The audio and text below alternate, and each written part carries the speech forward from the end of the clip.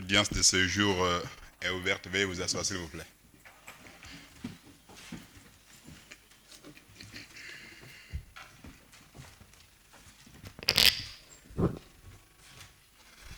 Nous passons la parole à Maître Coker Hélène Koulibaly pour nous donner le rôle de ce jour. Merci. Audience de mardi 4 novembre 2023. Composition de la Chambre. Monsieur le Président Noël Kolomou. Premier assesseur, Monsieur Dominique Loa. Deuxième assesseur, Abdourahmane Diallo.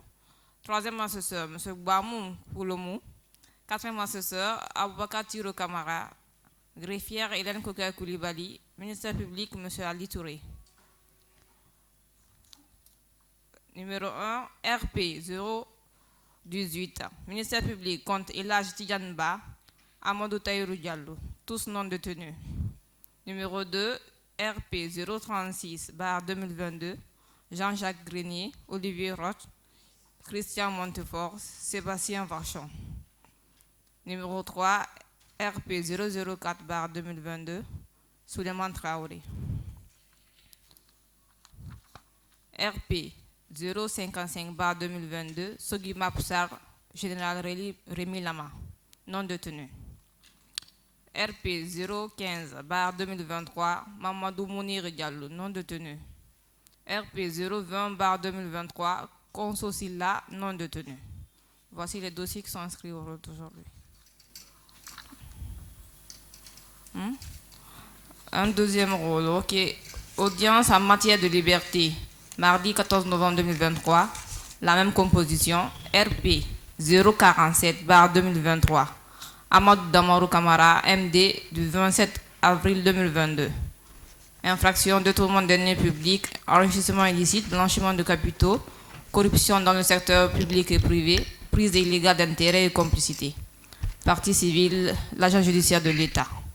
Objet, appel contre l'ordonnance de mise en liberté. Merci.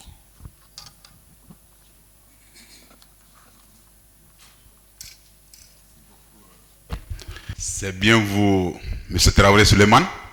Oui, Monsieur le Président. Vous êtes né où et quand? Je suis né le 19 septembre 1970 à Conakry. Le nom de votre père? Karifa? Il vit? Non. Le nom de votre mère? Fanta Traoré? Elle vit? Non. Des feux Karifa et de Fanta Traoré. Votre profession à vous? Avocat? Vous êtes inscrit à l'ordre? Oui. Depuis quand? Je suis inscrit à l'ordre depuis 1998. Ensuite, j'ai pris... je me suis retiré du barreau parce que j'avais une profession salariée. Et en 2022, j'ai demandé ma réinscription au tableau. Bien. Vous êtes marié? Oui, Monsieur le Président. À combien de femmes? Je suis marié à une femme, père de 4 enfants. Vous résidez dans quel quartier à Conakry? J'habite Nongo, commune de Raptoma. Bien. Vous avez une fois été condamné? Jusqu'à cette présente affaire, non. Vous avez été enrôlé dans l'armée? Non. D'accord. Nous donnons la parole au conseiller M. Bamo Pouloumou de nous donner le rapport oral dans cette cause.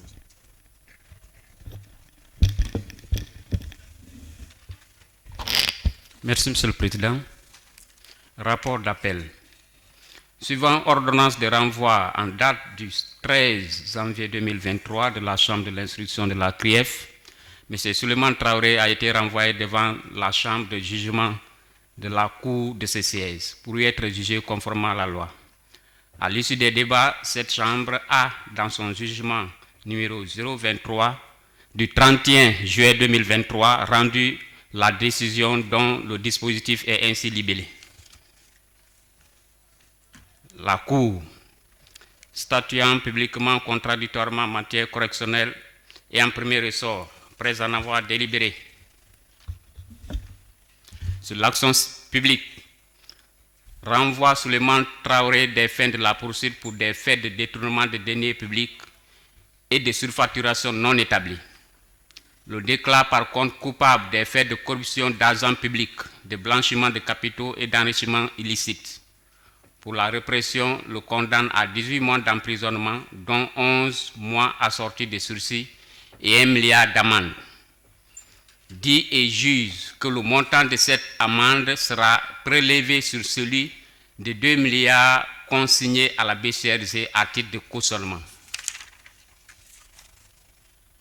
Ordonne la confiscation au profit de l'État des montants versés dans les comptes ci-après au titre de la période allant de 2014 à 2021, à savoir compte numéro 73 08 02 91 95 en GNF francs guinéens, 6 milliards 698 millions 014 826 000 francs guinéens au titre de versement du 1er novembre 2019 au 6 mai 2021 ouvert dans les livres d'Ecobank Guinée SA.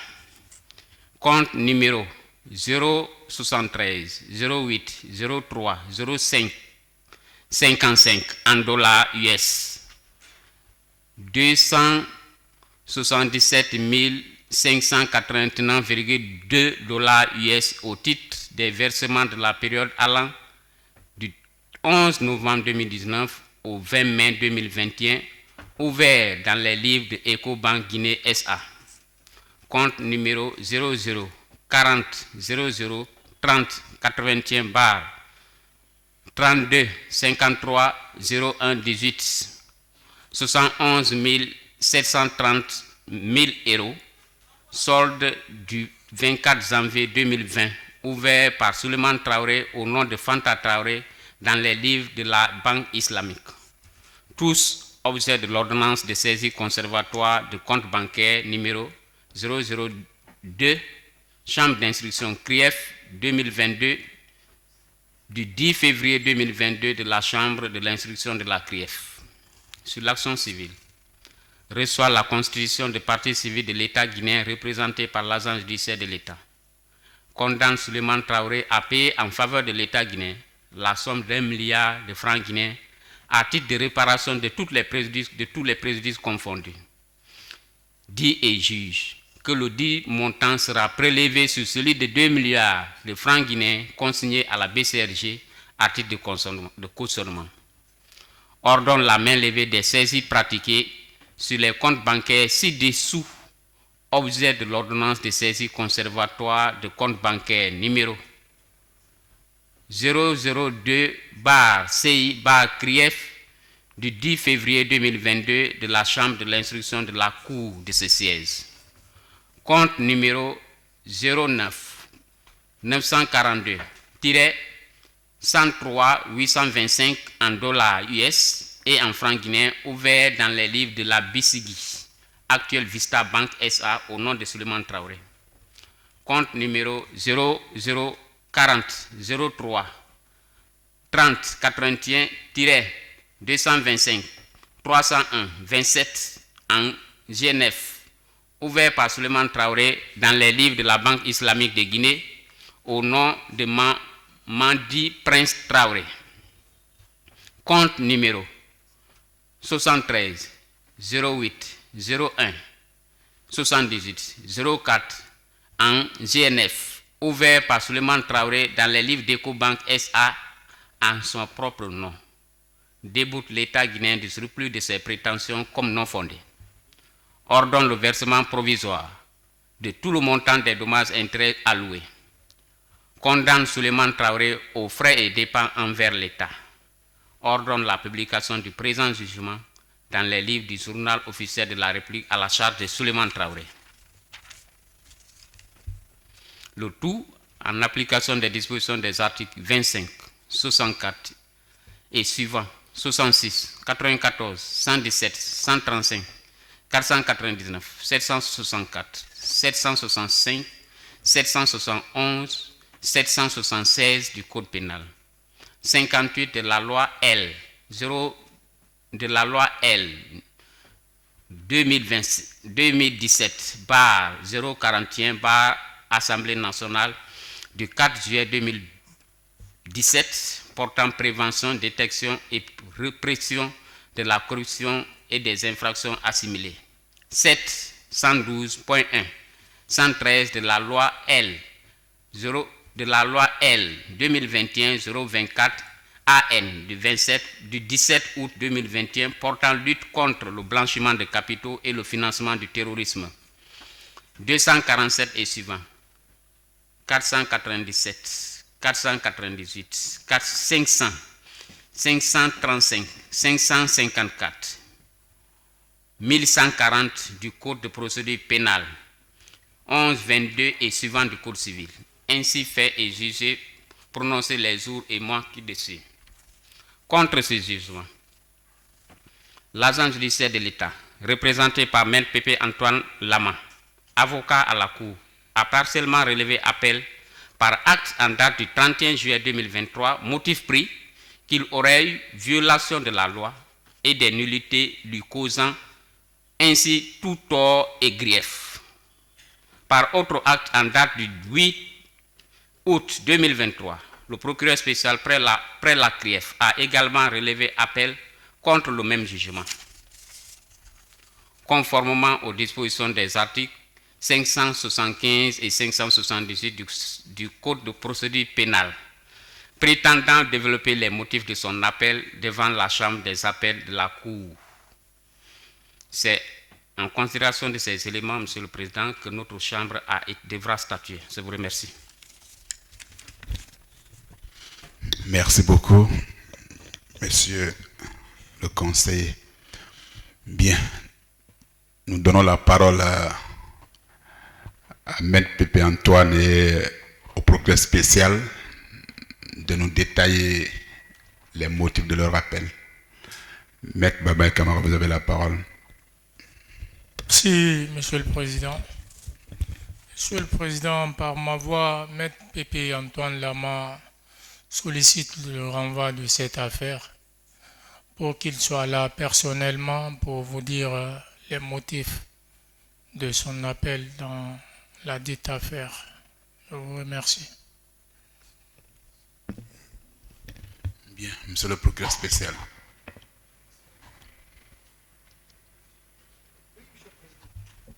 Oui. Vous avez relevé appel, non? Oui, nous avons relevé appel, Monsieur le Président, mais comme vous le constatez, c'est ce genre d'appel qu'on appelle des appels liés. En fait, en procédure pénale, lorsque une décision a été entreprise par le tribunal de première instance, donc l'équivalent de chez nous, c'est la chambre de jugement, lorsque la partie civile interjette appel, le procureur a les mains liées sur la base des dispositions du Code de procédure pénale. Il a l'obligation de relever appel. Cet appel est appelé appel lié parce que, principalement, le ministère public n'a pas relevé appel. Mais vu que la loi nous fait obligation, lorsque la victime a relevé appel, de faire un appel incident, c'est pourquoi nous avons relevé appel. Sinon, contre la décision de la chambre de jugement, le ministère public n'a aucun grief. Bien. C'est pourquoi nous attendons entendre d'abord les raisons d'appel de la victime pour nous prononcer sur le bien fondé de ce qu'il aura dit. Je vous remercie. Bien, merci Monsieur le procureur spécial. Oui, Maître Kondiano de la Défense, votre réaction par rapport à la demande de l'État guinéen? Oui, Monsieur le Président, je vous remercie. Je ne suis pas cet avocat qui s'opposerait pour s'opposer à la demande de renvoi des confrères qui se trouveraient certainement dans une certaine difficulté liée à son agenda. Sauf que, Monsieur le Président, nous solliciterons qu'il vous plaise de renvoyer cette affaire à une date certaine, parce que je n'ai pas entendu mon confrère préciser dans sa demande la date à laquelle il souhaiterait que la Cour renvoie. Et si je peux lui prêter la parole, il me semble que, suivant les discussions que nous avons eues confraternellement, il me semble être dans la position de la quinzaine. Maître Babaye, vous pouvez nous préciser ou bien nous repréciser votre idée? Oui, tout à fait, Monsieur le Président, parce que la semaine prochaine, il y aura une formation au niveau du barreau de Guinée. Donc, le mieux serait de faire envoyer cette affaire à quinzaine.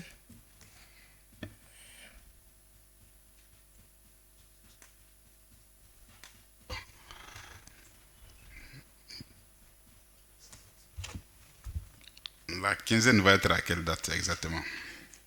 Le 28, hein? Oui. D'accord.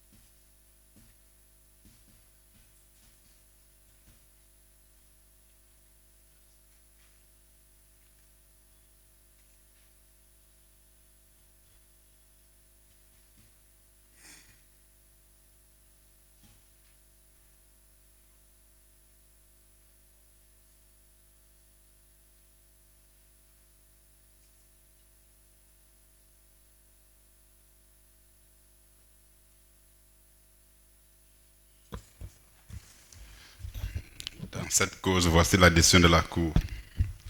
La cause est renvoyée au 28 novembre 2023 à la demande du Conseil de l'État guinéen, représenté par l'agent judiciaire de l'État, pour la continuation des débats. Monsieur le Président, Oui. je vous prie cette fois-ci de bien vouloir appeler l'affaire ministère public contre Soguimap Sarl et général Rémi Lamont.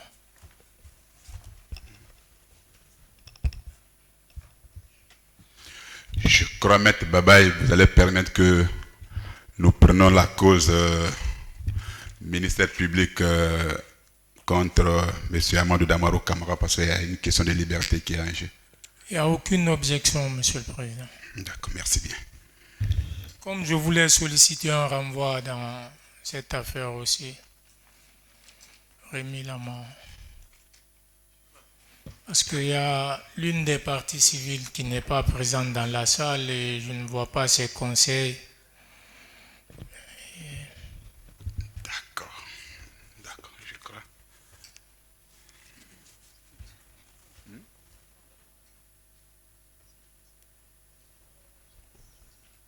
D'accord.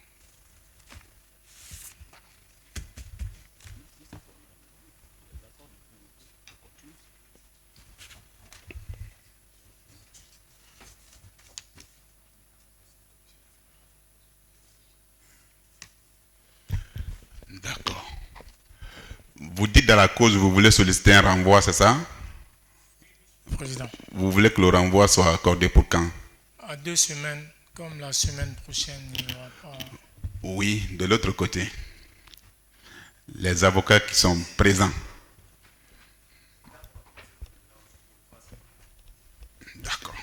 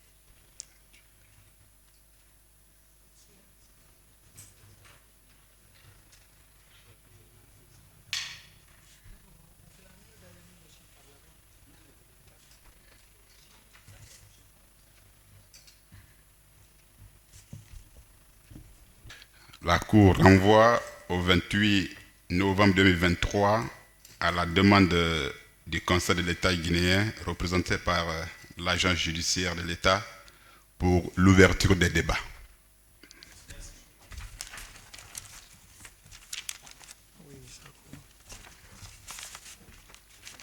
Affaire ministère public, État guinéen contre M. Amadou Damaro Camara, Michel Kamando, Jenab Camara, Tchunche Chan, je ne sais pas quoi. Hein.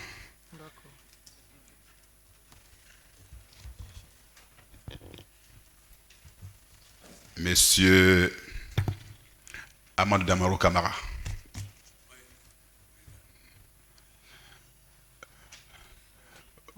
Vous pouvez venir à la barre.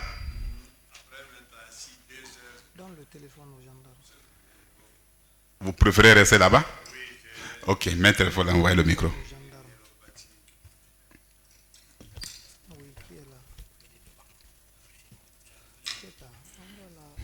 Non, si c'est 100 000 là-bas, il peut rester.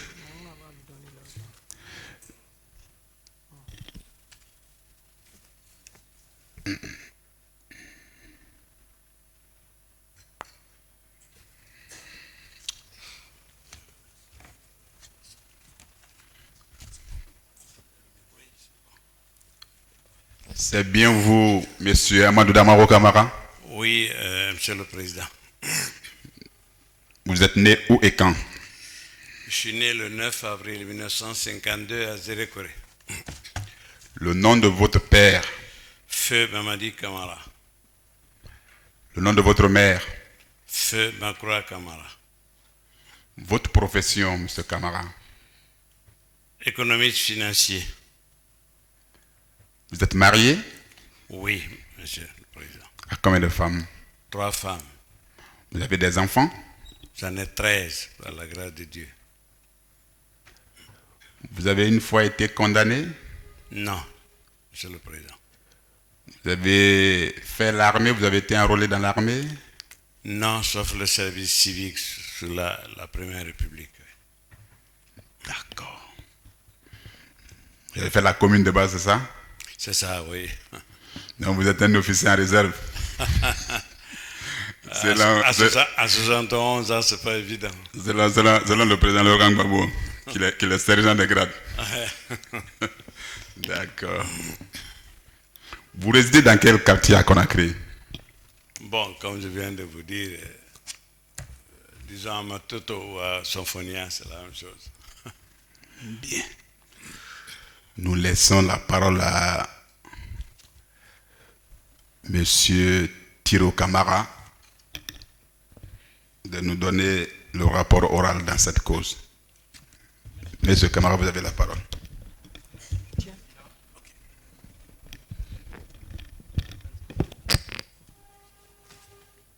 suite à la procédure suivie contre M.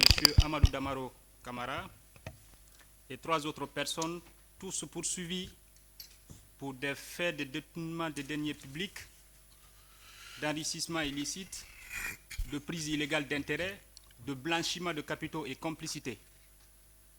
Considérant que l'État guinéen représenté par l'agent judiciaire de l'État saisissait M. le procureur spécial après la CRIEF par une dénonciation pour des faits de détournement des deniers publics portant sur un montant total de 15 milliards francs guinéens, représentant la part de l'État dans la construction du siège de l'Assemblée nationale prévu au centre directionnel de Coloma, d'enrichissement illicite, de blanchiment de capitaux, de corruption et de prise illégale d'intérêts commis à son préjudice. Ceci étant, ces magistrats requéraient l'ouverture d'une enquête contre M. Amadou Damaro Camara et 3 autres, des suites de quoi il saisissait la direction centrale des investigations judiciaires de la gendarmerie nationale le jeudi 14 mars 2022 pour enquête et transmission des procès-verbaux. À l'issue des activités d'enquête de police, cette direction transmettait les procès-verbaux et déférait ainsi les prévenus devant son parquet. Le 27 avril 2022, le procureur spécial après la CRIEF saisissait la chambre de l'instruction de cette cour par réquisitoire introductif pour des faits de détournement de deniers publics, d'enrichissement illicite, de prise illégale d'intérêts, de blanchiment de capitaux et de corruption. Il requérait de cette chambre d'informer sur ces faits, de placer en détention provisoire les personnes poursuivies en raison de la gravité et l'ordre public menacé. Et enfin, ordonner des saisies, des ailes et toute autre mesure conservatoire sur leurs biens conformément aux dispositions de l'article 110 de la loi anticorruption et pratiques assimilées. Comparant ainsi devant la chambre de l'instruction, M. Amadou Damaro Camara a été inculpé pour des faits suscités, puis placé en détention provisoire suivant l'ordonnance numéro 060. Après plusieurs mois d'examen du dossier de la procédure, la chambre de l'instruction ordonnait le renvoi des inculpés devant la chambre du jugement pour y être jugés conformément à la loi pour des faits suscités. Dans le cadre de l'examen de la présente procédure, la chambre du jugement a ordonné la mise en liberté de M. Amadou Damaro Camara suivant décision numéro 035 en date du 9 octobre 2023. C'est là en application des dispositions des articles 244 et 245 du Code de procédure pénale guinéen. La chambre de jugement relevait dans sa décision qu'à cette étape de la procédure, la mise en liberté de M. Amadou Damaro Camara n'entrave en rien la manifestation de la vérité. En application des dispositions de l'article 583 du Code de procédure pénale, le procureur spécial, près la CRIEF, relevait formellement appel contre la décision de mise en liberté suscitée devant ce siège. Saisie de cette présente cause, la Chambre des appels enrôlait cette affaire pour ce mardi 14 novembre 2023 à 10h pour l'ouverture des débats. Le conseiller rapporteur. Merci, monsieur le conseiller. Monsieur le procureur spécial, la Cour vous donne la parole pour nous détailler les motifs de votre appel. Vous avez la parole.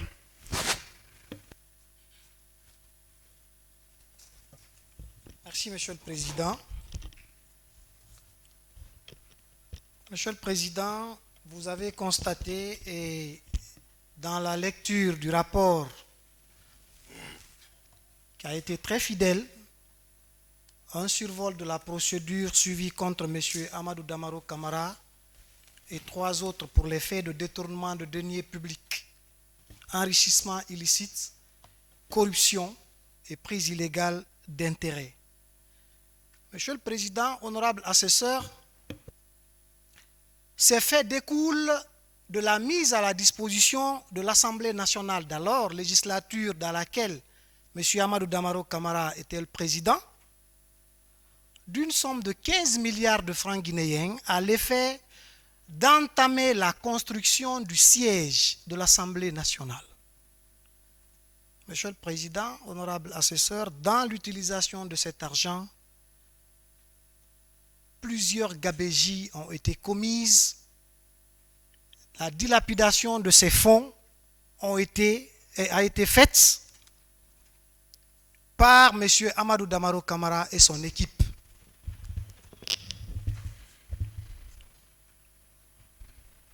Le conseiller rapporteur a sans doute, Monsieur le Président, rappelé... S'il vous plaît, Monsieur le procureur. Monsieur Amadou Damaro, nous avons l'impression que vous êtes en train d'arrêter la...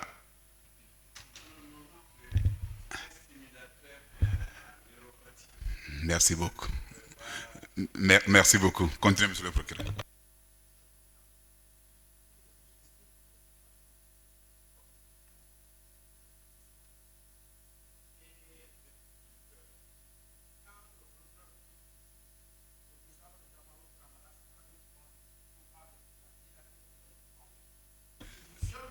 S'il vous plaît, vous aurez la parole pour répliquer. S'il vous plaît.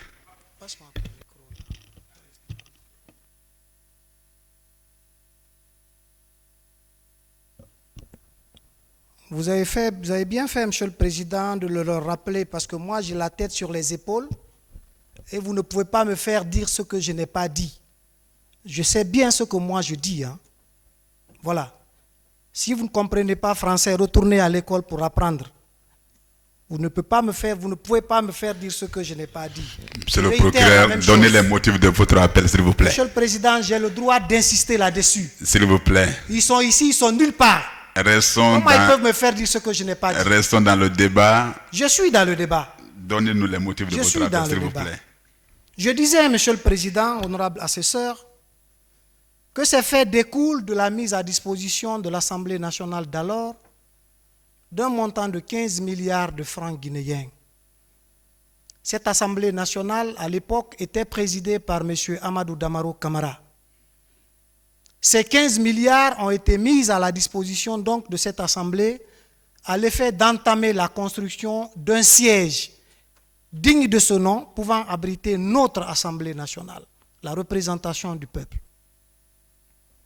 Dans l'utilisation de cet argent, je dis et je le réitère, des gabegies financières ont été commises. Ils ont dilapidé ce fonds à leur guise. C'est pourquoi une procédure a été intentée contre eux pour des faits de détournement de deniers publics, enrichissement illicite, prise illégale d'intérêts et corruption. Monsieur le Président, lorsque cette affaire est venue devant la chambre de l'instruction,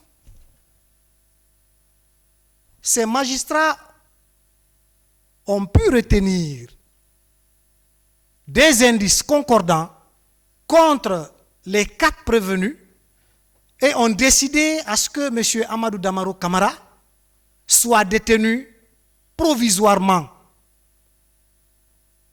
Cette détention provisoire, Monsieur le Président, honorable assesseur, a des motifs sérieux.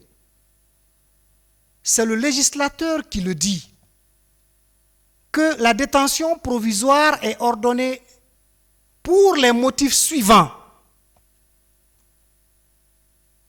Lorsque le juge estime que cette mesure paraît nécessaire pour conserver les preuves et les indices de l'infraction qui a été commise. Lorsque les juges estiment que cette mesure, donc la détention provisoire, constitue l'unique moyen pour empêcher une pression sur les témoins, leur famille, de la part des inculpés ou de l'inculpé. Lorsque cette mesure paraît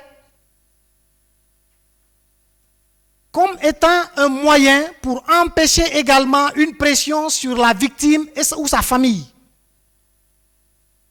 Cette mesure est également ordonnée, Monsieur le Président,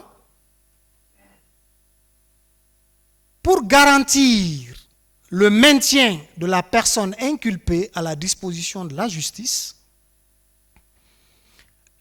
et également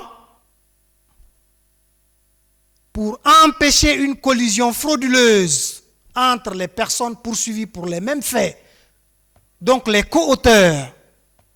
Enfin, Monsieur le Président, la détention provisoire a été ordonnée lorsque les magistrats instructeurs, donc la Chambre de l'instruction, a estimé que cette mesure était absolument nécessaire pour mettre fin au trouble qui a été causé par l'infraction de détournement de deniers publics, de blanchiment de capitaux, de corruption et de prise illégale d'intérêts. Monsieur le Président, ces magistrats ont abouti à une ordonnance selon laquelle M. Amadou Damaro Camara et son équipe doivent être jugés devant la chambre de jugement. Donc, ils réunissent en leur sein suffisamment d'indices pouvant motiver leur renvoi devant la chambre de jugement pour être jugés pour les faits de détournement de deniers publics. Pour rappel, lorsque les demandes de liberté ont été posées au niveau des magistrats instructeurs, cette demande a couru jusqu'au niveau du juge suprême. C'est la Cour suprême qui a ordonné, en cassant l'arrêt de la chambre spéciale de contrôle de l'instruction, que M. Amadou Damaro Camara continue de garder prison jusqu'à l'issue de cette procédure.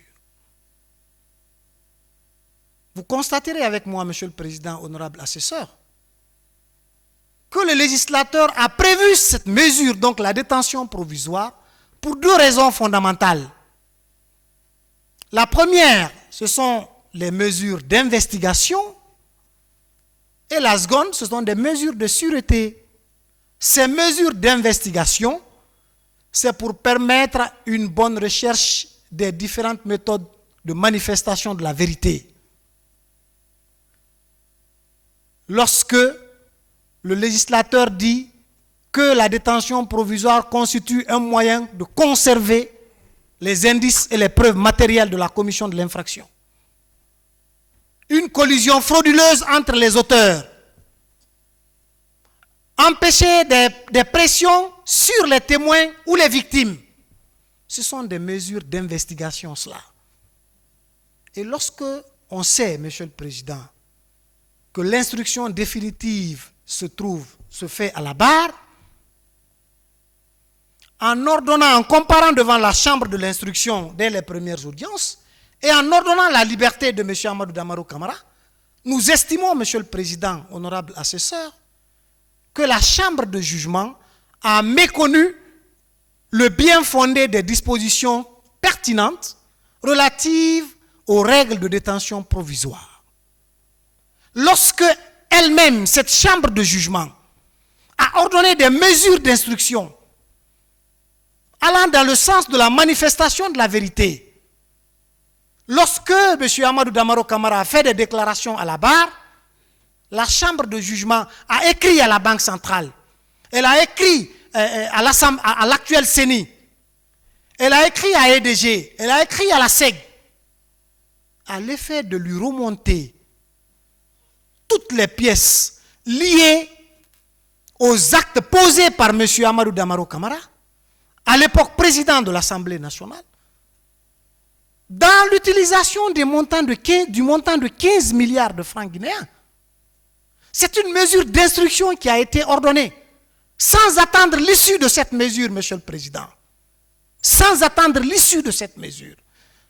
La Chambre se précipite pour ordonner la liberté de M. Amadou Damaro Camara. Le ministère public a estimé que la Chambre est vite partie en besogne. Elle a méconnu ses propres règles de fonctionnement. Pourquoi le législateur dit que le mandat décerné par les juges d'instruction à court jusqu'à la comparution du prévenu à la barre? Pourquoi le législateur a prévu cela?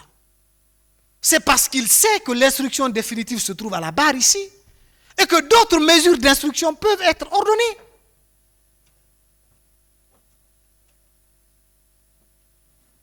Lorsque vous savez, Monsieur le Président, honorable assesseur, que les 15 milliards de francs guinéens mis à la disposition de l'Assemblée nationale, M. Amadou Damaro Camara déclare sans gêne à la barre de la chambre de jugement qu'il a estimé que l'Assemblée nationale, le compte de l'Assemblée nationale devait fonctionner comme sa propre poche. C'est un scandale. C'est un scandale. Et c'est ce monsieur que la chambre de jugement trouve moyen de mettre en liberté avant même de recevoir les résultats des mesures d'investigation qu'elle a elle-même ordonnées. Quelle erreur! Quelle erreur! Ce n'est pas normal. Nous avons donc estimé que la Chambre s'est foncièrement fourvue en ordonnant cette mesure. C'est pourquoi nous avons cru devoir relever appel formellement de cette décision, parce que pour nous, M. Amadou Damarou Kamara doit continuer de garder prison jusqu'à l'issue de cette procédure. Parce que les faits qui ont été commis, enfin, Monsieur le Président, sont très graves. Sont très graves. Vous savez tous que depuis notre indépendance, notre Assemblée nationale n'a pas eu de siège digne de ce nom. Elle est calfeutrée dans les liens, dans les méandres du palais du peuple. Dans ce même palais, on organise des concerts. On a voulu extraire l'Assemblée nationale de là pour lui construire un siège digne de ce nom. Et pour cela, un premier fonds, la partie guinéenne, a été mis à la disposition de l'Assemblée nationale. C'est ce que M. Amadou Damarou Kamara et son équipe ont pensé que c'était du grappin qui était à leur portée et qu'ils pouvaient utiliser à leur guise. C'est de l'argent du contribuable guinéen. Ils n'ont aucun droit d'en disposer comme ils veulent. Ce pourquoi l'argent a été mis à leur disposition, c'est ce qu'ils devaient faire. Mais malheureusement, ce n'est pas ce qu'ils ont fait de cet argent. Ils en ont fait ce qu'ils ont voulu, au point de dire qu'il a pensé que ce compte fonctionnait comme sa poche. Ce n'est pas normal. Nous estimons, Monsieur le Président, qu'en ordonnant cette mesure avant dire droit, relative à la mise en liberté de M. Amadou Damarou Kamara, la Chambre de jugement a commis une grave erreur. Mais l'erreur est humaine. Nous estimons, Monsieur le Président, que la Chambre d'appel que vous présidez va se saisir de cette décision, va se saisir de cette procédure, à l'effet de corriger ce qui a été fait devant la Chambre de jugement, en infirmant purement et simplement cette décision et en ordonnant à ce que M. Amadou Damarou Kamara continue de garder prison jusqu'à l'issue des mesures d'investigation et enfin jusqu'au jugement sur le fond. Tels sont les motifs de notre appel, Monsieur le Président, honorable assesseur. Je vous remercie. Merci beaucoup, Monsieur le procureur spécial. Maître Sadiba. Merci, Monsieur le Président. Merci, honorable assesseur. Monsieur le Président, c'est avec une attention soutenue que nous avons écouté l'intervention de Monsieur le procureur. Mais d'ores et déjà, je voudrais rappeler à tous ceux qui sont dans cette salle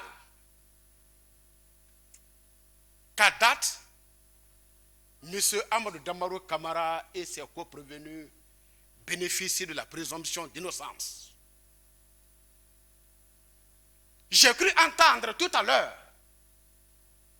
le représentant du ministère public, qui est le gardien de la loi, que M. Amadou Damarou Kamara et consorts se sont rendus coupables de la dilapidation des fonds. C'est une violation des dispositions de l'article préliminaire de notre code de procédure pénale. Monsieur le Président, honorable assesseur, vous allez remarquer avec moi que tout au long de l'intervention de monsieur le procureur, moi je suis resté sur ma faim. sur ses motifs d'appel. Il n'a même pas invoqué de motif d'appel. Il faudrait, Monsieur le Président, honorable assesseur, qu'on fasse une rupture entre les réquisitions et plaidoiries devant le juge d'instance et devant la juridiction d'appel. Ce qui m'amène à dire, Monsieur le Président, honorable assesseur, de déclarer irrecevable l'appel de Monsieur le procureur est sur le fondement des dispositions de l'article 593 du Code de procédure pénale. Que dit l'article 593? Sur lequel dit que l'affaire est dévolue à la cour d'appel dans la limite fixée par l'acte d'appel et par la qualité de l'appelant.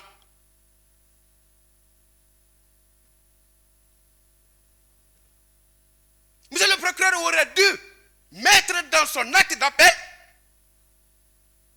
ce pourquoi il a relevé appel. Et c'est ce qui vous lie. En tout cas, conformément aux dispositions de l'article 593 du Code de procédure pénale.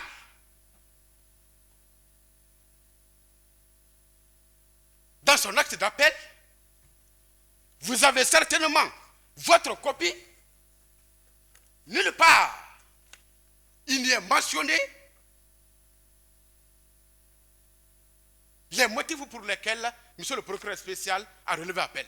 Nulle part. Puisqu'il ne l'a pas fait, conformément à l'article 593 du Code de procédure pénale, le législateur pénal, Monsieur le Président, a ouvert une autre brèche qui est contenue dans l'article 587 du même code, qui donne la possibilité à l'appelant de déposer une requête dans laquelle requête sont mentionnés les motifs d'appel. Dans le cas présent, Monsieur le Président, ni dans l'acte d'appel, ni dans aucun autre document, il n'est fait état des motifs d'appel invoqués par Monsieur le procureur. Quelle est la conséquence juridique qui s'attache à cela? La conséquence juridique qui s'attache à cela, Monsieur le Président, réside dans l'article 598 du Code de procédure pénale, qui dispose en ces termes. Si la Cour estime que l'appel est tardif ou irrégulièrement formé, elle le déclare irrecevable.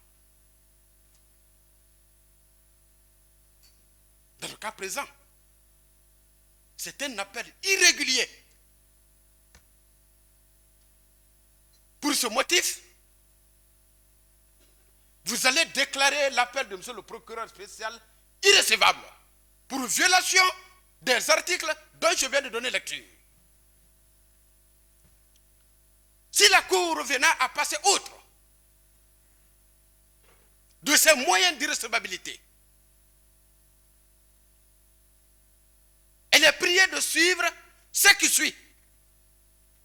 Je voudrais épargner la Cour, Monsieur le Président, honorable assesseur, des faits de la cause, parce que ce n'est pas l'objet de votre saisine. L'objet de votre saisine, c'est la question de liberté. Le fond se trouve au niveau de la chambre de jugement.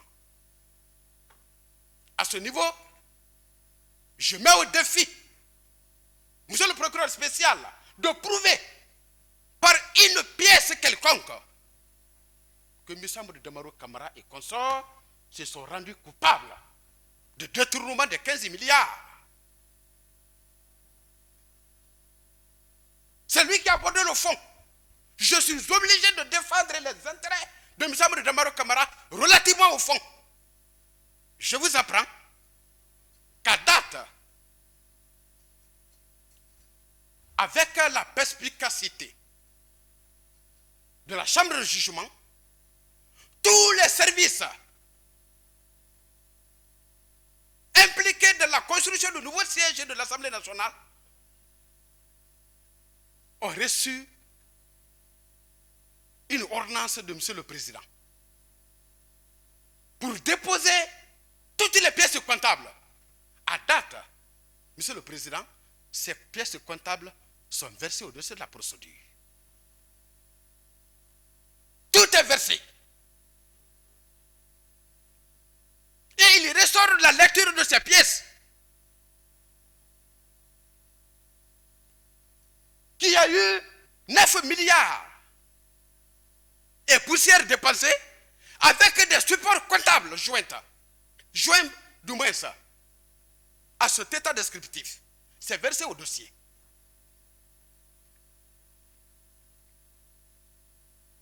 Monsieur le gouverneur de la BCRG a reçu son exemplaire et il a répondu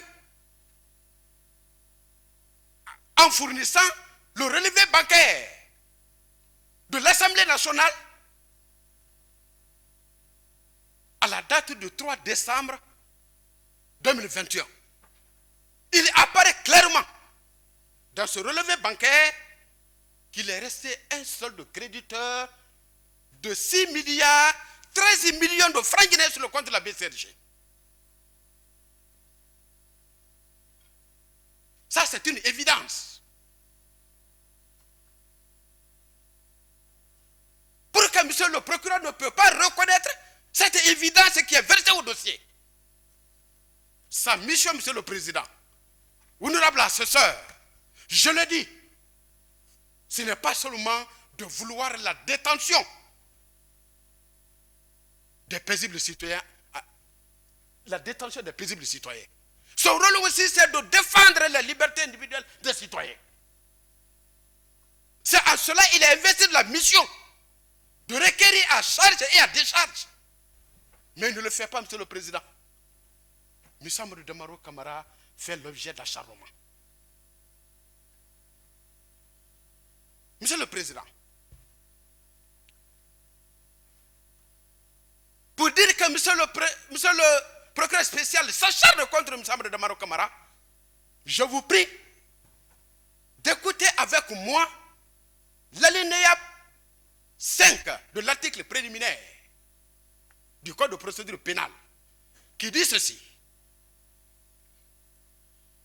Les personnes se trouvant dans les conditions semblables et poursuivies pour les mêmes infractions doivent être jugées selon les mêmes règles.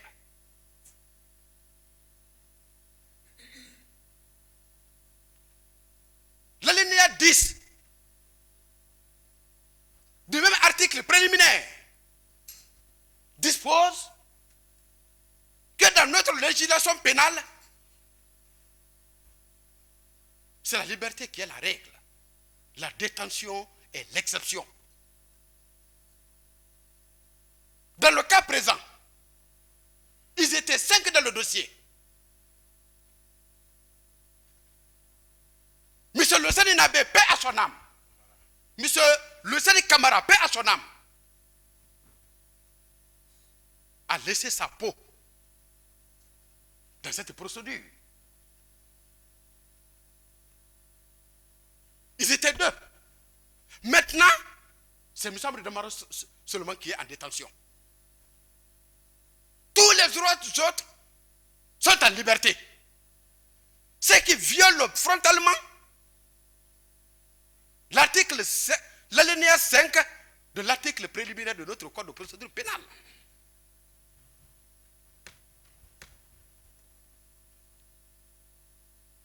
Monsieur le Président, dans ce dossier, M. Amadou Damaro Camara a le cœur net. Il ne se reproche de rien. C'est pourquoi, au regard de tout ce que nous venons de dire, et conformément à l'article 596 du Code de procédure pénale, qui dit que les règles édictées devant le tribunal de première instance valent devant l'instance d'appel. Ce qui m'amène à dire, Monsieur le Président, honorable conseiller, de bien vouloir faire l'application des dispositions de l'article 533 du Code de procédure pénale, qui dit ceci: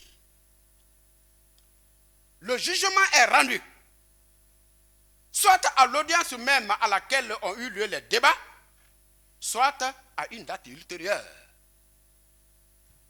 Le législateur pénal, Monsieur le Président, honorable assesseur, vous a donné la possibilité de vider votre délibéré sur siège. De vider votre délibéré sur siège. Monsieur le Président, honorable conseiller,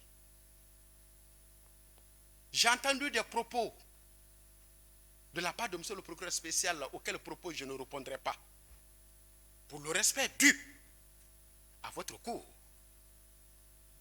Et même pour le respect dû à lui-même, je ne lui dirai jamais de retourner à l'école. Je ne lui dirai jamais. Sa présence ici est la capitalisation d'une somme d'efforts. Et je ne voudrais pas non plus m'écarter de mon serment d'avocat. Ce qui fait que je ne tiendrai jamais, et jamais, un propos déplacé à l'égard d'un magistrat quelconque.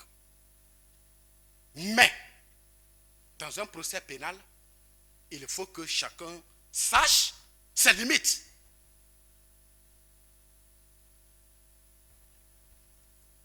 Monsieur le Président, au regard de tout ce que nous venons de dire, nous vous prions de bien vouloir confirmer l'ordonnance de mise en liberté de M. Amadou Damarou Camara.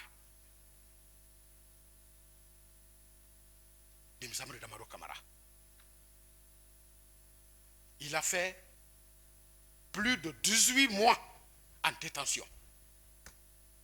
Plus de 18 mois en détention. À l'âge de 71 ans. Là où il est malade. Pour ne pas que le trop tard joue son rôle. La procédure, au fond, devant la chambre de jugement, va continuer en le trouvant en liberté. Et il y a un autre aspect que je voudrais relever. Dans son dossier, parmi les infractions reprochées, il y a l'enrichissement illicite. Relativement, c'est bien. Et monsieur le Président, à ce niveau, ce ne sont pas les enquêtes qui ont abouti à l'identification de ces biens. Ce ne sont pas les enquêtes. De toute bonne foi, il a été demandé et il a cité l'examen de ces biens qui avait été consigné dans le procès verbal d'enquête préliminaire.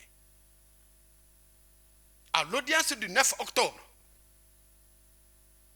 la chambre de jugement a ordonné à ce qu'ils produisent au débat tous ces titres de propriété. Tous ces titres de propriété. Il a tous ces titres de propriété, mais la famille n'a pas accès.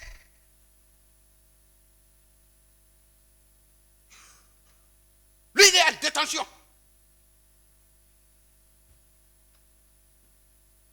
va faire pour entrer en possession de ces titres de propriété pour justifier l'origine licite de ces biens. Et je vous apprends que l'acquisition de certains de ces biens sont aussi vieilles ou plus vieilles que moi qui vous parle là. Il faudrait bien que la possibilité lui soit offerte pour qu'il puisse aller chercher ces titres de propriété en vue de les produire. C'est cela aussi l'équité dans le procès pénal là, qui est consacré même à l'alinéa premier de l'article préliminaire de notre code de procédure pénale. La justice, c'est l'équité. La justice, c'est la contradiction. Ce n'est pas moi qui le dis, c'est le législateur qui le dit. Monsieur le Président, je sais que je ne suis pas en train de prêcher dans le désert. Je sais d'ores et déjà qu'en l'absence de motif d'appel, vous ne pouvez que confirmer l'ordonnance de mise en liberté de M. Amadou Damaro Camara. J'ai plaidé et je vous remercie. Merci beaucoup, Maître Kouyaté. Oui. Oui, merci, Monsieur le Président. Je vous avoue sincèrement que j'ai été à plus d'un titre insatisfait de ce que le ministère public a présenté comme motif de son appel contre la décision de mise en liberté. Pour un jeune avocat que je suis, ayant au moins connu une bonne partie de ce vaillant ministère public, j'ai relevé simplement que lorsque nous sommes en mauvaise position, nous laissons le dossier d'un côté pour s'attaquer parfois aux personnes. Le ministère public, dans sa narration des motifs d'appel, a péremptoirement déclaré que la décision déférée aurait été entreprise par méconnaissance des dispositions pertinentes relatives à la détention. Monsieur le Président, ce ministère public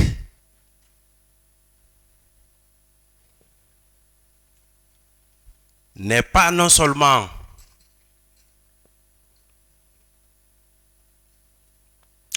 en harmonie et en phase avec les éléments du dossier. Deuxièmement, j'ai l'impression que jusqu'à date, ce ministère public n'a pas encore reçu la décision de mise en liberté.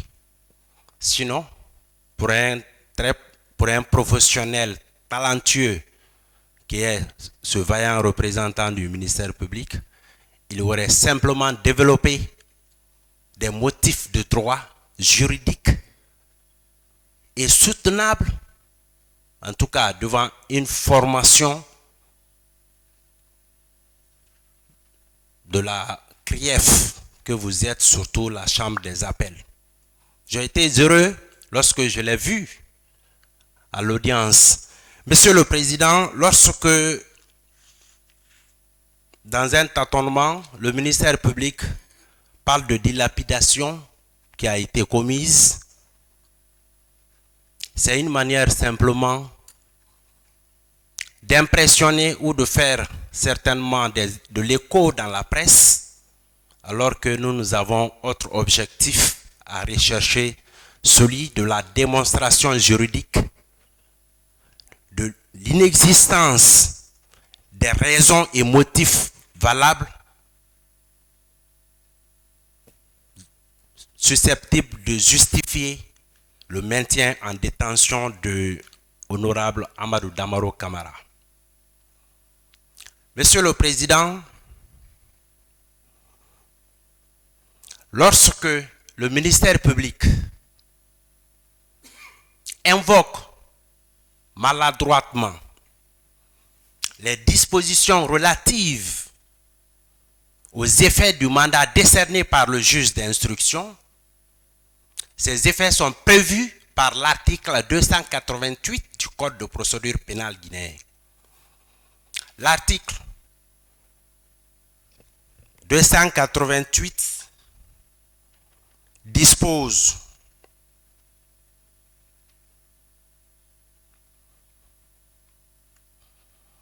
et le parquet spécial voulait faire spécifiquement allusion au deuxième alinéa du dit article.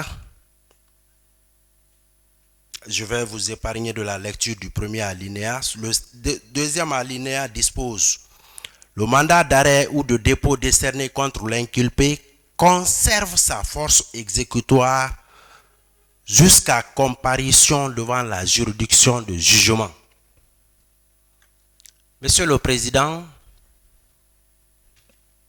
pour tenter de soutenir son appel, le ministère public pense que cette disposition que le législateur a voulu dire que lorsqu'un mandat est décerné par un juge d'instruction, que le mandat doit demeurer et continuer à produire tous ses effets jusqu'à la fin de la procédure.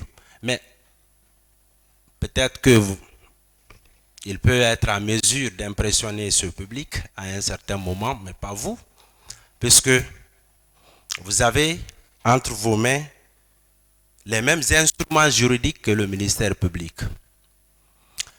Lorsque le législateur précise un mandat décerné, produit ses effets jusqu'à la comparution, juridiquement, lorsque le prévenu, puisque dès lors qu'il comparaît devant la juridiction de jugement, il acquiert la qualité de prévenu. Dès sa comparution, le mandat tombe. Toutes les mesures relatives à la détention, toutes les mesures relatives à la liberté doivent désormais être présentées et examinées par cette juridiction de jugement. Mais lorsque le ministère public estime que le mandat décerné contre M. Amadou Damaro Camara doit continuer à produire ses effets jusqu'à la fin de la procédure, je pense que c'est la preuve éloquente d'un manque d'arguments juridiques. Le deuxième aspect, Monsieur le Président, de mon intervention est strictement technique et juridique. C'est la procédure, la spécificité de cette procédure. Peut-être que certains, moi je suis très heureux puisque je ne suis pas à la première audience de l'appel du ministère public contre une décision rendue à l'audience par une juridiction de jugement. Mais certainement le ministère public, ce dossier pourra servir d'expérience et de jurisprudence pour lui. Le fond du dossier n'est pas soumis à votre analyse. Vous n'avez pas les éléments sur la base desquels vous pouvez être amené à pencher un seul instant sur le bien fondé ou non de la poursuite. La question qui se pose aujourd'hui, c'est de savoir, est-ce que M. Amadou Damaro Camara doit-il être maintenu en détention?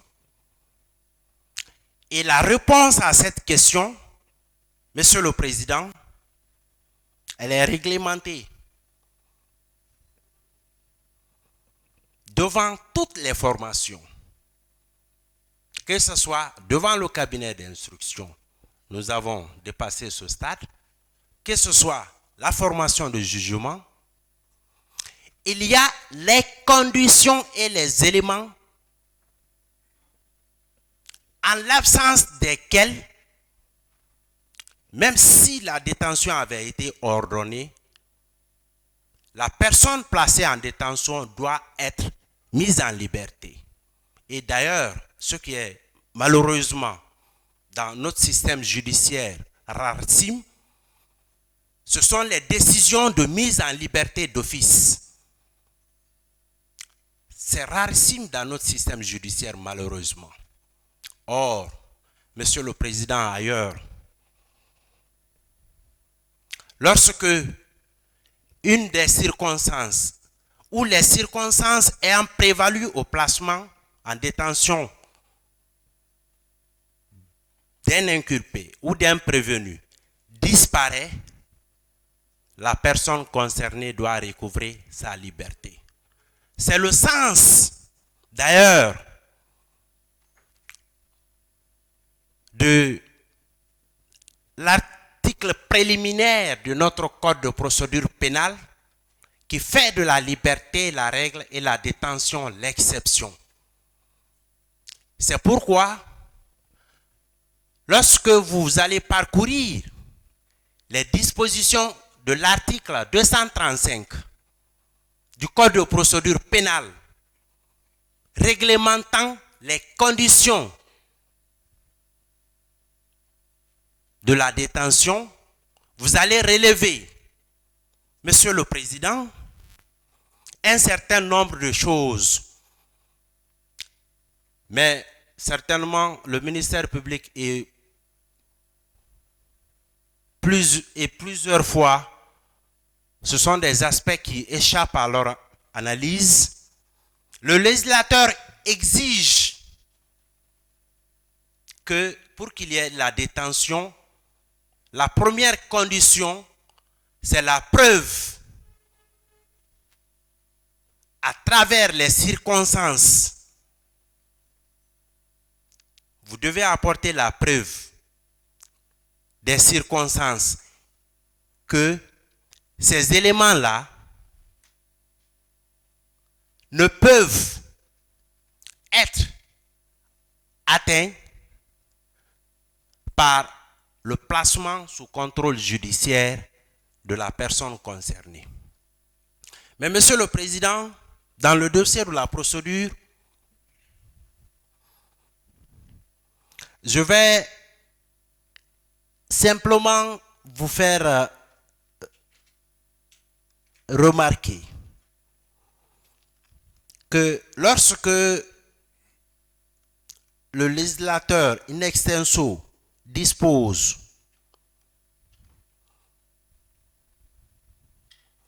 que la détention provisoire ne peut être ordonnée, à l'article 235, la détention provisoire ne peut être ordonnée ou prolongée que si il est démontré, au regard des éléments précis et circonstanciés résultant de la procédure, de la gravité des faits reprochés à la personne inculpée et à la complexité des investigations nécessaires à la manifestation de la vérité, qu'elle constitue l'unique moyen de parvenir à l'un ou plusieurs des objectifs suivants, que ceux-ci ne sauraient être atteints en cas de placement sous contrôle judiciaire. Monsieur le Président, dans le dossier de la procédure, c'est aujourd'hui, d'ailleurs, que nous avons entendu le montant sur lequel porte le détournement. L'enrichissement illicite, on n'en parle pas. La corruption, depuis l'enquête préliminaire jusqu'à date, il n'a jamais été porté à la connaissance de M. Amadou Damaro Camara le montant ou la chose, soit promise, donnée ou reçue, sur laquelle porte la corruption. De l'enquête préliminaire jusqu'à date. De façon péremptoire, le ministère public vient de vous faire état des mesures que la Chambre de jugement a ordonnées à la dernière audience, qui consiste à demander aux services concernés compétents la fourniture des paiements effectués ainsi que des mouvements sur le compte de la BCRG, sur le compte de l'Assemblée nationale logé à la BCRG. Mais Monsieur le Président, malheureusement, et comme toujours, parfois on ne suit pas les audiences, on fuit parfois certains débats, où parfois nous avons des difficultés à recevoir des comptes rendus fidèles des audiences, et lorsqu'on est appelé, puisque en vertu du principe de l'indivisibilité du ministère public, quand on se présente, on dit que on a dit ceci, on a dit cela. Mais Monsieur le Président, dans ce dossier de la procédure, nous avons fait état de la santé de M. Amadou Damaro Camara. Il a versé au dossier de la procédure des rapports médicaux. Ces rapports établissent clairement que M. Amadou Damaro Camara aujourd'hui a besoin des soins dans une au moins structure spécialisée. Nous avons au dossier de la procédure une ordonnance de saisie pénale sur tous les biens, meubles et immeubles de M. Amadou Damaro Camara. Or, pour garantir le paiement éventuel d'une condamnation civile, si le dommage, l'infraction serait établie, aujourd'hui, avec cette saisie pénale, M. Amadou Damaro Camara n'est plus en mesure de disposer de ses biens. Ce qui suppose que toutes les garanties de réparation, de préjudice, s'il n'a existé, que cette garantie est assurée.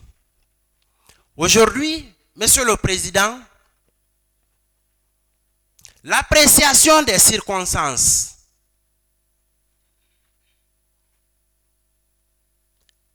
nécessaires à la manifestation de la vérité ne relève que de votre souveraineté. Comme ça a été, comme c'était le cas devant la chambre de jugement, comme c'était également devant la chambre d'instruction. C'est seulement vous, les souverains, en qui Dieu a délégué une partie de ses prérogatives pour vous permettre d'apprécier les comportements de nous autres humains. Monsieur le Président, pour terminer, en termes d'observation, aujourd'hui, M. Amadou Damaro Camara a pris l'engagement depuis toujours de se présenter à toutes les réquisitions de la justice. Il l'a fait démontrer depuis à l'enquête préliminaire. Dès qu'il a reçu le coup de fil l'invitant à se présenter à la Direction centrale des investigations judiciaires, il l'a fait aussitôt. Il l'a dit, il est disposé à se présenter du lundi au lundi, tous les jours, aux endroits et services que votre juridiction aura à indiquer. Il a donné la liste et la situation de tous ses avoirs. Mais aujourd'hui, on parle, le ministère public parle de deux ordres ou de deux motifs pour lesquels la détention peut être ordonnée. Il parle tantôt d'investigation, mais Monsieur le Président, depuis le placement en détention de M. Amadou Damaro Camara jusqu'à date, qu'est-ce que le ministère public et tous les services qui sont à sa disposition a eu à faire dans le cadre des investigations? L'Assemblée nationale, à l'époque, qui était dirigée par M. Amadou Damaro Camara, est un service public. On ne me dira pas que jusqu'à présent, qu'il est, malgré sa situation de disgrâce aujourd'hui, qu'il a à mesure de contrôler le fonctionnement du compte de cette Assemblée à la BCRG. On ne nous dira pas non plus, Monsieur le Président, que le site qui a été indiqué, sur lequel des réalisations ont été faites, que M. Amadou Damaro Camara est aujourd'hui à mesure d'aller effacer des traces qui sont aujourd'hui indélébiles sur le site de Koloma. On parle de concertation. Dans le dossier de la procédure, malheureusement, le ministère public n'aura pas le temps de parcourir tous les éléments parce que nous connaissons ses occupations. Mais il n'est cité aucun témoin. Aucun témoin n'est cité. Il ne l'a même pas fait parce qu'il n'en a pas. Nous ne l'avons pas fait. Toutes les pièces comptables avaient été produites depuis l'enquête préliminaire. Mais nous le savons, lorsque les dénonciations sont portées à sa connaissance relativement au comportement de ses agents, notamment ses officiers de police judiciaire, pour mieux les couvrir, c'est pour dire, bon, maître, d'accord, je vais voir, il y a des dysfonctionnements. Il a été informé de la soustraction des pièces comptables qui ont été produites à l'enquête préliminaire. Il a reçu courrier. Mais malheureusement, cela ne l'a pas empêché de saisir la chambre d'instruction. N'ayant pas le dossier, qu'est-ce que les magistrats instructeurs pouvaient faire? Avec un réquisitoire, comme vous le savez, d'ailleurs, je le connais pour ça, des chefs de poursuite, parfois, lorsque ils sont alignés, vous avez même du mal à donner toutes les explications aux personnes qui comparaissent devant vous. Pour ne pas abuser de votre temps, Monsieur le Président, nous voudrions simplement, en plus de ce qui a été développé par Maître Santiba Kouyaté, faire observer que les dispositions de l'article 244 ont été observées et dans le dossier de la procédure, tous les prévenus ont été entendus. Tout le monde. Personne d'autre n'est à entendre. Tout le retard, c'est parce que les officiers de police judiciaire placés sous l'autorité de monsieur le procureur spécial n'ont pas joué leur rôle ou ont failli à leur devoir qui consistait à faire présenter à son parquet tous les éléments qui ont été produits devant eux. Si ces éléments avaient été produits à son parquet, la chambre de jugement n'aurait pas demandé encore au même service de lui produire les mêmes documents. Mais tout ça au détriment de M. Amadou Damaro Camara. Mais de quoi il s'agit? Le ministère public, il le sait. Moi, je suis très à l'aise lorsqu'on est légaliste. Mais parfois, quand on exerce certains recours, devant être en mesure, en l'absence d'éléments, d'être bref, sans état d'âme, mais lorsqu'on s'énerve, ça devient compliqué. Ce dossier de la procédure, si le ministère public avait joué correctement son rôle qui consiste à poursuivre, à charge et à décharge, Monsieur le Président, ce dossier ne serait pas renvoyé devant la chambre de jugement. Parce que tous les éléments comptables sont vérifiables. Et tous les éléments ont été produits. Mais à date, la procédure là finira quand? Quel est ce juriste qui vous dira que lorsqu'un mandat est ordonné, lorsqu'un mandat est décerné, que la personne doit demeurer jusqu'à la fin de la procédure? Monsieur le Président, nous vous connaissons. Nous vous connaissons. À votre place, ce n'est pas un malheur, puisque la chambre de jugement, c'est un degré inférieur. Mais je le sais. Même quand la décision au fond va être rendue, il va relever appel. Mais nous serons devant vous encore, sur appel du ministère public. Puisque les faits sont têtus, personne ne peut les modifier. Personne ne peut les modifier. Ce sont des éléments contre lesquels, en tout cas, je ne vois aucun juge en République de Guinée qui pourrait passer outre au regard de l'intangibilité des preuves. C'est pourquoi, Monsieur le Président, nous sollicitons respectueusement qu'il vous plaise confirmer en toutes ces dispositions, relever que dans le dossier de la procédure, un transport sur les lieux a été effectué. La chambre s'est rendue sur le site.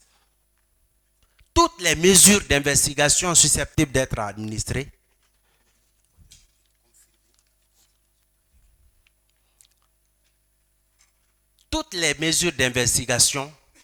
ont été ordonnées. Tout est à terme. Tous les débats sont clos. Ces autres, mon confrère l'a dit, l'équilibre des droits entre même deux personnes poursuivies en la même qualité. Vous êtes prévenus, votre degré de responsabilité, l'appréciation des mesures restrictives de liberté est ordonnée suivant votre intime conviction. Mais lorsque vous estimez que tel doit aussi recouvrer la liberté, puisque la loi a prévu des recours, il faut relever appel. C'est pourquoi, Monsieur le Président, sur le fondement de l'article, en application de l'article 598 du Code de procédure pénale, nous sollicitons, s'il vous plaise, confirmer en toutes ces dispositions la décision déférée. En le faisant, Monsieur le Président, vous aurez sauvé et permis d'éviter le pire. Je vous remercie. Merci beaucoup, Maître Doumbouya, c'est ça? Monsieur le procureur spécial a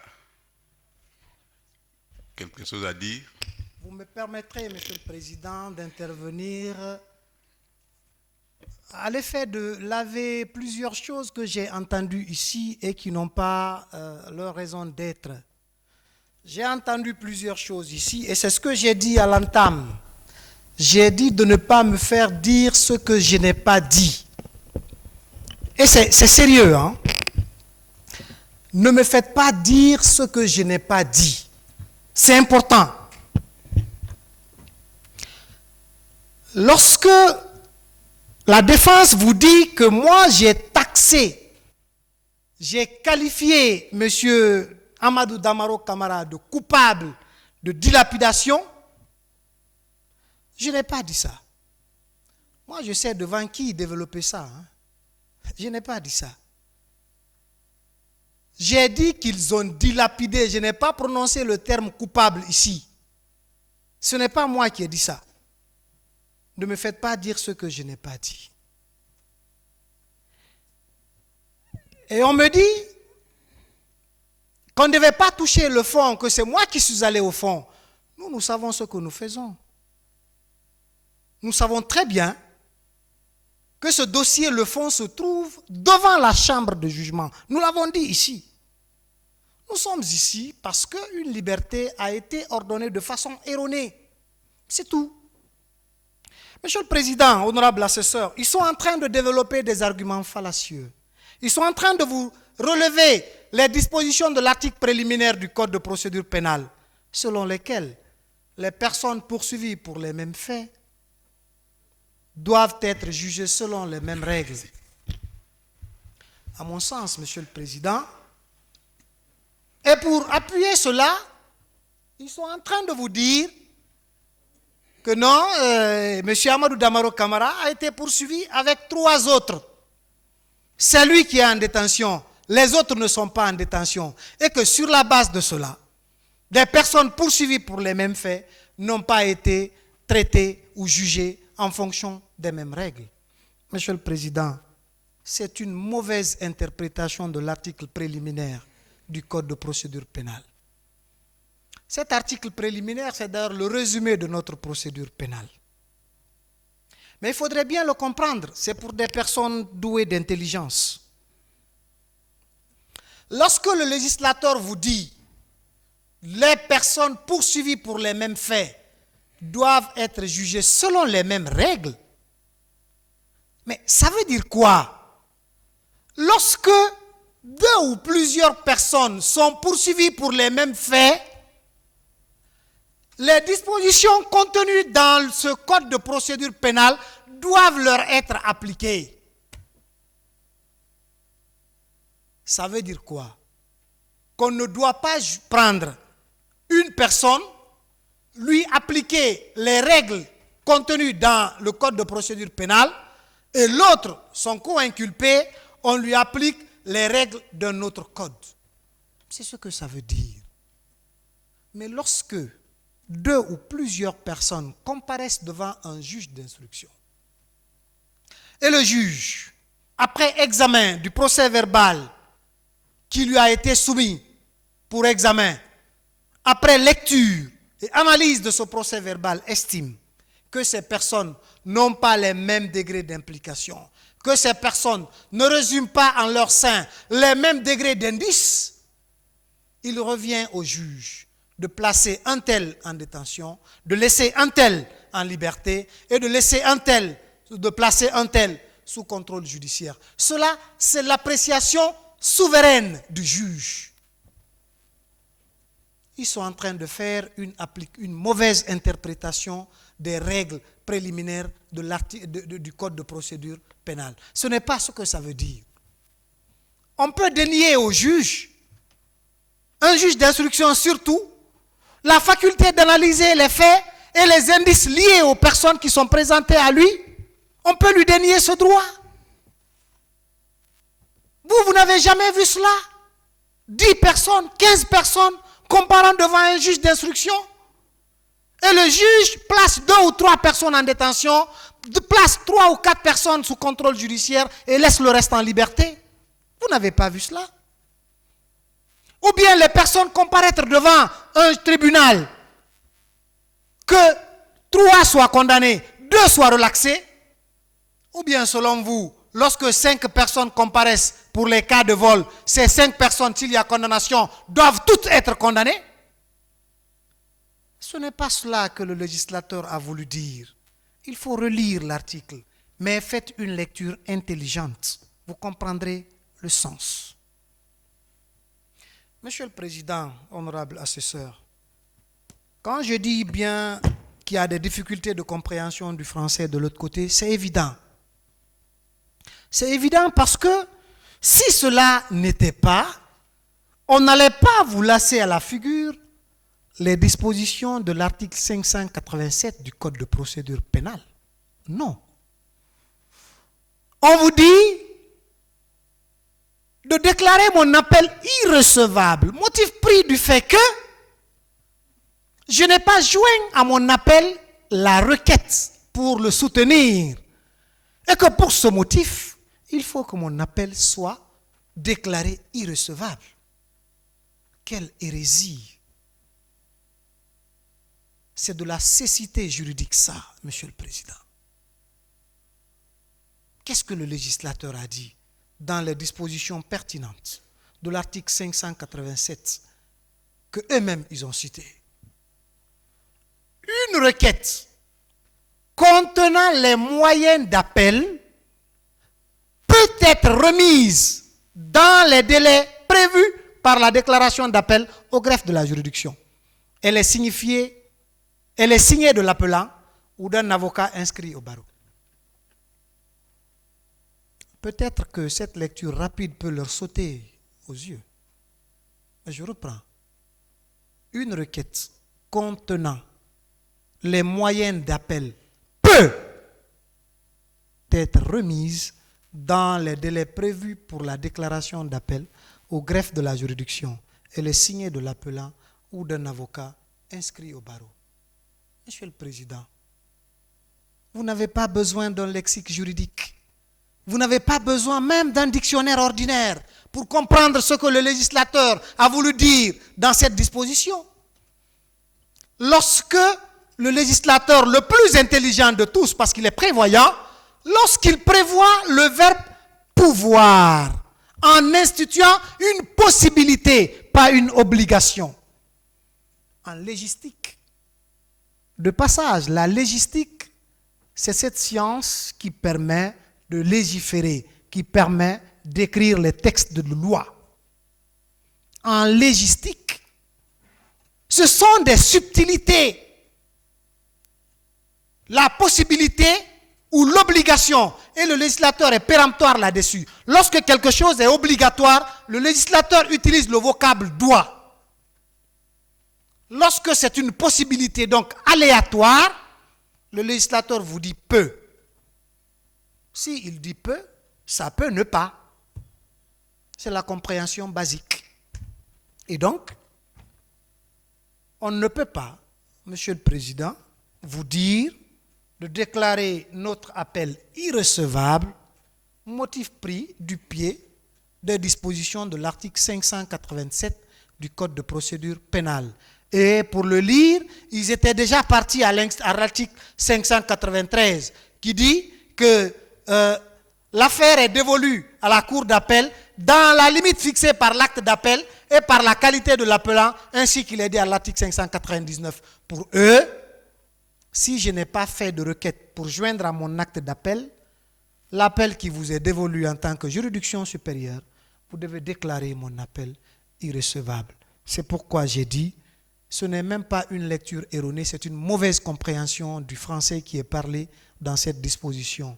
Le verbe pouvoir, il est conjugué au présent de l'indicatif, à la troisième personne du singulier.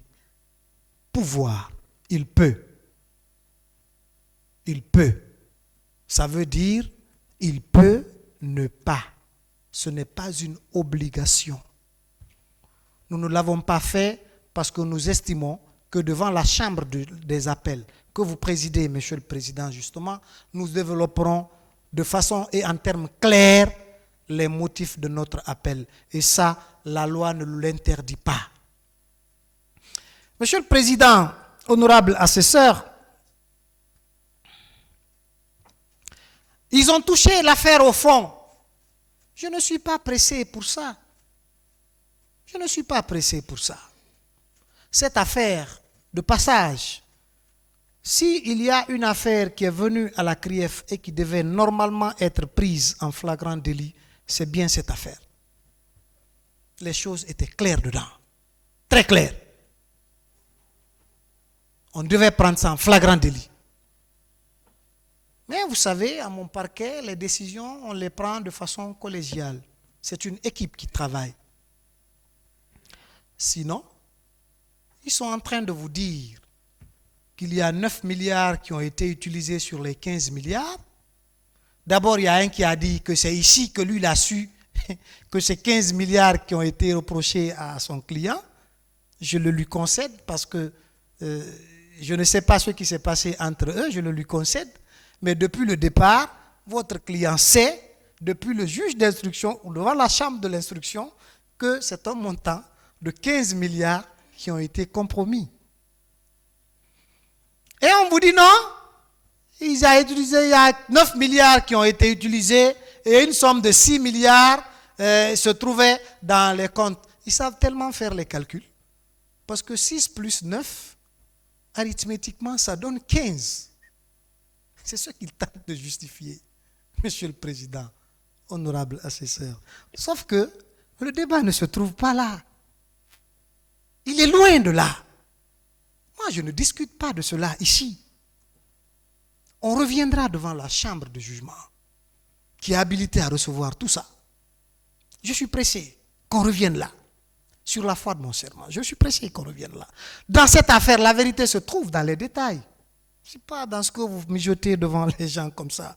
Je voudrais simplement relever à leur intention, et ça, leur client le sait, que sur les 6 milliards dont ils sont en train de faire cas, je voudrais que vous bouchiez les oreilles parce que vous ne pouvez pas entendre cela, Monsieur le Président, honorable assesseur. Il y a eu un dépôt entre-temps de 4 milliards qui soit différent même des premiers 15 milliards et leur utilisation qui ont été faites. S'il vous plaît, bouchez vos oreilles parce que vous ne devez pas entendre cela.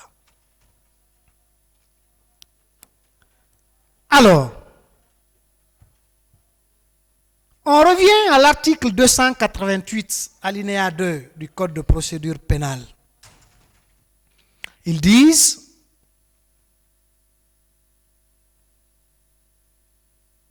que en son alinéa 2, l'article 288, alinéa 2, ils vous ont épargné de la lecture de l'alinéa premier. Je voudrais, avec votre permission, Monsieur le Président, honorable assesseur, revenir sur les dispositions de l'article 288, alinéa 2, pour vous aider ou pour les aider à comprendre ce qui a été dit là. Le mandat d'arrêt ou de dépôt décerné contre l'inculpé conserve sa force exécutoire jusqu'à la comparution devant la juridiction de jugement. Je n'ai pas dit le contraire. J'ai soutenu ici que le mandat décerné par les juges on court jusqu'à la comparution de l'inculpé devant la chambre de jugement. Je n'ai jamais dit que ce mandat doit continuer jusqu'à la fin de la procédure. Je n'ai jamais dit ça. J'ai simplement relevé que la demande de liberté qui a été soumise à l'examen de la chambre de jugement, dans l'examen de cette demande, les magistrats composant la chambre de jugement ont méconnu les raisons pour lesquelles le juge a ordonné le maintien en détention de M. Amadou Damarou Camara. Et cela, le juge suprême de la Cour suprême l'a confirmé pour dire que M. Amadou Damarou Camara doit continuer de rester en prison en attendant la suite de la procédure. C'est ce que j'ai dit. Moi, je sais lire entre les lignes des articles. Je n'ai jamais dit que ce mandat doit continuer jusqu'à la fin de la procédure. Je sais que lorsque un renvoi a été ordonné devant la chambre de jugement ou devant un tribunal correctionnel, l'affaire est dévolue à cette formation et toutes les demandes sont soumises à cette juridiction, à cette formation. Et elles sont discutées là. C'est pourquoi, lorsque la demande de liberté a été soumise à l'examen de la chambre de jugement, nous sommes venus apporter nos arguments. Malheureusement, la chambre de jugement ne nous a pas suivis parce qu'elle était dans une analyse erronée des dispositions et des circonstances qui entourent cette procédure. Ils disent que nous n'avons apporté aucun témoignage dans cette procédure. Aucun témoin n'a été entendu. Est-ce que c'est automatique que les témoins viennent dans une affaire correctionnelle? C'est automatique. Moi, je vous ai dit que je n'ai pas besoin de témoins dans cette affaire. Sur l'honneur. Je n'en ai pas besoin. Les actes parlent plus haut que les témoins. Et les déclarations même de votre client parlent plus haut que les témoins. Parce qu'il a transformé les comptes de l'Assemblée nationale comme étant sa poche. Ça parle, c'est éloquent. Je n'ai pas besoin de témoins. C'est un cadre, de surcroît, un président d'institution qui parle comme ça. C'est très grave. Monsieur le Président, honorable assesseur, nous avons relevé le fait que l'ordre public a été sérieusement troublé. Je ne voudrais pas revenir là-dessus. Parce que l'argent dont il s'agit n'est pas la propriété d'un seul individu, c'est la propriété du peuple de Guinée. Et qui devait servir à la construction d'un siège digne de ce nom pour notre Assemblée nationale, pour que nous cessions d'envier les autres pays quant aux infrastructures qui abritent leurs institutions. Il s'agit de cela. Nous avons donc estimé, Monsieur le Président, pour ne pas être long, que la liberté qui a été ordonnée n'avait pas sa raison d'être. Ils sont allés jusqu'à dire que leur client est malade. Il a produit au débat tous les documents liés à sa maladie. Je voudrais que vous arbitriez cela en les mettant au défi de prouver à la Cour que lorsqu'un individu est malade, il doit être mis en liberté. Que cela ressort de notre code de procédure pénale. Je voudrais les mettre au défi de nous le montrer. Vous montrez une seule disposition qui dit que la maladie est une cause de liberté sur l'honneur j'abdique. Montrez-nous. Une seule disposition du code de procédure pénale qui vous dit que lorsqu'un individu est malade, détenu, il doit être mis en liberté. La maladie est-elle une cause de liberté? Poursuivez, parcourez le code de procédure pénale. Montrez cette disposition. Sur la foi de mon serment, j'abdique moi. Quand quelqu'un est malade, il faut l'envoyer à l'hôpital. C'est ce que nous avons fait. Monsieur Amadou Damaro, il peut vous le témoigner. Il est dans un établissement hospitalier depuis longtemps. C'est ce qu'on peut faire quand on dit qu'un individu est malade, détenu. Tant que les circonstances liées à sa liberté n'apparaissent pas clairement, il doit être à l'hôpital. La maladie, ce n'est pas une cause de liberté. Monsieur le Président, honorable assesseur, je suis resté sur ma faim quant à leur réplique. Aucun de mes arguments n'a été combattu. Aucun.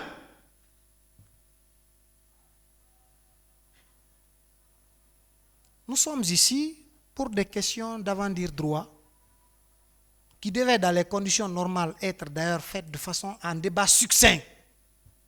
Telle est d'ailleurs la position de la jurisprudence. Quand il y a appel d'une décision avant dire droit, les débats doivent être succincts. Mais quand ils s'élargissent là-dessus, on est obligé de nous élargir aussi. C'est pourquoi, Monsieur le Président, honorable assesseur, nous vous prions et nous suggérons humblement de prendre en compte nos premières réquisitions liées à nos motifs d'appel, en infirmant purement et simplement la décision qui a été déférée. Et ce sera justice. J'en ai terminé. Je vous remercie. Merci beaucoup, monsieur le procureur spécial. Maître Baba est de... Vous êtes du Conseil de l'État, c'est ça? Bien sûr, monsieur le Président. Bon, nous parlons d'une question de liberté, en principe qui vous intéresse pas, mais on voulait avoir votre avis. Oui. Monsieur le Président, merci de nous avoir donné la parole. J'ai entendu avec une grande attention toutes les autres parties. Et les réquisitions du parquet spécial ont attiré mon attention sur leur bon sens, Monsieur le Président, honorables assesseurs, parce qu'il s'agit d'un prévenu qui est dans une structure hospitalière depuis belle lurette quand même. Et Monsieur le Président, le jugement avant de dire droit pour lequel nous sommes là a été rendu, c'est vrai, en violation des dispositions légales que le parquet spécial a évoquées et invoquées. Et donc, Monsieur le Président, moi, je vous prierai de bien vouloir infirmer cette décision et pour que cette affaire puisse connaître son dénouement. Comme les avocats de M. Amadou Damaro Camara sont en train de le dire, nous sommes presque vers la fin. Et à cet instant, Monsieur le Président, il y va même de son intérêt qu'il soit en détention pour le maintien de l'ordre public surtout, parce que ce que le procureur spécial a dit est très important. C'est un coup qui a été porté dans le dos du peuple de Guinée.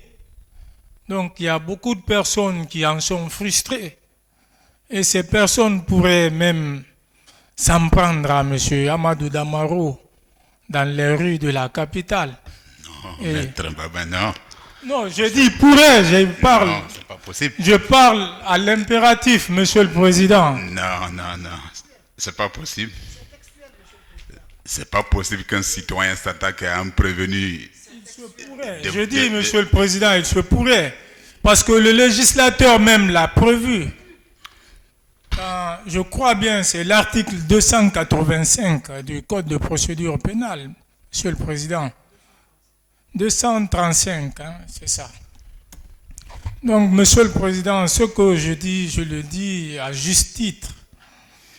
Pourquoi moi je vous prierai de bien vouloir faire droit aux réquisitions du ministère public et d'infirmer le jugement avant de dire droit qui a été rendu. En le faisant, vous aurez rendu une saine décision de justice. Je vous remercie.